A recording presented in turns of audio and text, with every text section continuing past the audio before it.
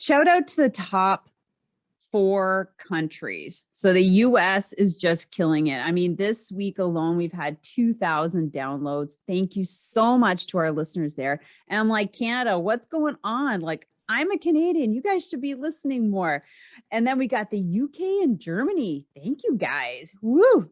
So like I said, we have had up to now 63,000 downloads. And the goal is to get to 100,000 downloads by the end of the year. So please share and also follow me on Instagram. So Sylvie Daou _cyclist, and follow the podcast. So Secrets from the Saddle podcast. You can follow there, and all the episodes that are uploaded, they end up there. So you can go back and check on and re-listen and share. And please, when you share, tag me and tag the podcast. So I'd love to see more shares on Instagram as you guys are listening, your takeaways. Love to hear that. So here's a couple countries. I was just looking at the analytics and countries that we are in. So I said Ireland, Germany, Netherlands, Mexico, Australia, Norway, Spain, Sweden, New Zealand, Denmark, Finland, France,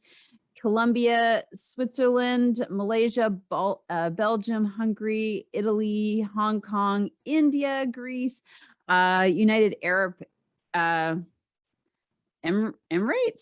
What? But you got a bunch of you guys are listening. Philippines, Korea, Israel, just to name a few. Thank you so much for being regular listeners of the podcast. So let's get into, before I said January, I have just decided that I'm going to be searching for event organizers. So if you're like me, you're looking for events to put on your race calendar for 2022, I'm going to start searching out those event organizers to bring them to the podcast for January. So make sure you're listening. And if you're in one of those countries and you know of somebody who has to speak English, who would love to be on to basically talk about their event in their country, please connect with me on Instagram. Okay. So that's what's going to happen in January. All right. So this month, we're going to be talking about planning our year of training. So this is so important. I cannot even tell you. It's great to sit there and go, I just started cycling, or I just started triathlons, or I just started mountain biking. And what I'm going to do is just get a trainer and sit on Zwift all winter long. Okay. That's not good enough. Okay. That's good enough to maybe overtrain yourself or undertrain yourself if you don't have a plan and you're not working with someone or within a program to help you facilitate and become better in the skills that you need on the bike. And let me just reframe that. The skills you need on the bike, because that is probably the number one thing that's going to help you advance in your cycling fitness. Okay. Along with strength training. And when we talk about off seasons, let's just start. I have 5 points that we're going to talk about today. Rest and recovery.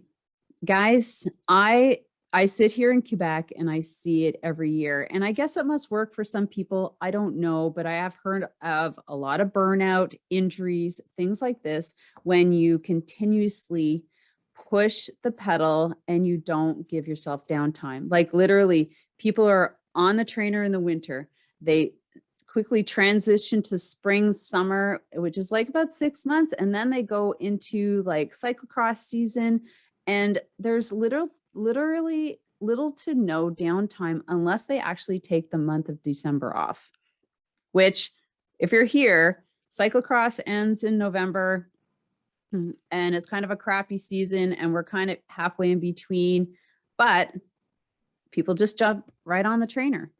Okay. So maybe I'm one of the few that just embrace rest and recovery more than others, but I can easily tell you that I've never been sick. I have not sustained an injury, and my body continues to perform the way I want it to.